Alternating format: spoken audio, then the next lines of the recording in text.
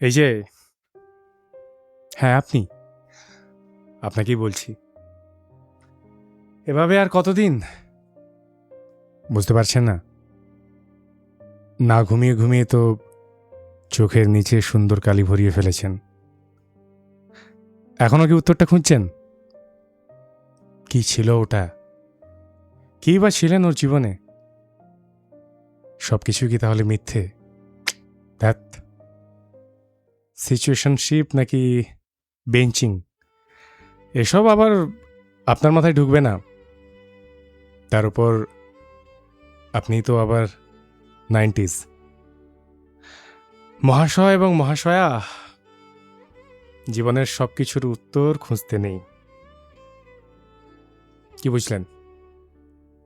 সব ঘুরে ফিরে আবার এক জায়গাতেই ফিরবেন, কিন্তু উত্তরটা পাবেন না। এখনো ভোলা যাচ্ছে না, তাই না? ওর মুখটা দিনরাত চোখের সামনে ভেসে উঠছে। রাগ, ঘৃণা, কিছুই তো করতে পারছেন না ওর উপর। সমস্ত রাগ ঘৃণা নিজের জন্য হচ্ছে, তবু যেন সিচুয়েশন থেকে বেরোতে পারছেন না। একটা ফোন করে ওকে জিজ্ঞেস করতে ইচ্ছে করছে, কি করবো এবার তুমিই বলো। কিন্তু পরক্ষণেই আত্মদংশনে পায়ের নিচের মাটিটাও যেন সরে যাচ্ছে।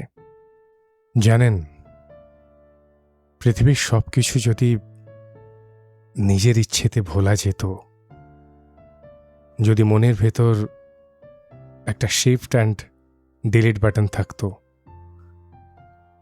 কত কিছুই খুব সহজ হতো, তাই না? কিন্তু কি করবেন? X equal to Prem, x equal to জীবনটা গুঁড়ো হয়ে ছড়িয়ে যাওয়া। কিন্তু কিন্তু ও কি আপনার এক্স? এক্স বলে ভাবতে পারছেন? কি মনে হয় জানেন, একদিনেই গোটা শহরটা রাতভর জেগে থাকবে, সিগারেটের আগুনের মতো ধুঁকে ধুঁকে জ্বলবে। একদিন স্বস্তির ঘুম বলে কিছুই থাকবে না আর একদিন কেউ বাকি থাকবে না এই শহরে অন্য কাউকে ভেঙে ফেলার জন্য। সবাই এক একটা ভগ্ন স্তূপ হয়ে ইতিহাস বয়ে বেড়াবে।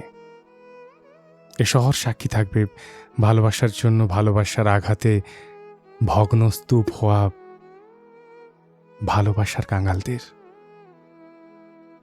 কি জানি কেই বা থাকবে সেদিন এ শহরের গল্পগুলো পড়ার জন্য, কি জানি। তারপর আপনারও একদিন মনে হবে কেউ একজন আপনাকে বলেছিল, যদি মৃত্যু অবধি তোমাকে এভাবে ভালোবেসে যেতে পারতাম।